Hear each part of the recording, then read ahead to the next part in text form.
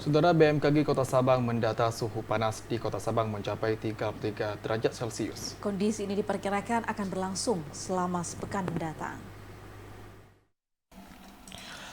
Berdasarkan data-data yang ada, maka kondisi suhu di wilayah Kota Sabang berkisar antara 26 hingga 33 derajat Celcius.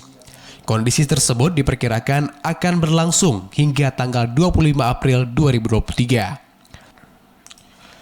Menurut Kepala BMKG Kota Sabang Teguh Suprapto melalui Prakirawan Izhar Nugraha mengatakan, kondisi suhu yang terasa panas ini diakibatkan oleh sinar ultraviolet atau sinar UV yang berada di kategori rendah di pagi hari hingga mencapai puncaknya di siang hari yang berada pada kategori tinggi hingga ekstrim. Kondisi suhu yang terasa panas ini diakibatkan oleh sinar ultraviolet yang berada di kategori rendah di pagi hari hingga mencapai puncaknya di siang hari yang berada pada kategori tinggi hingga ekstrim.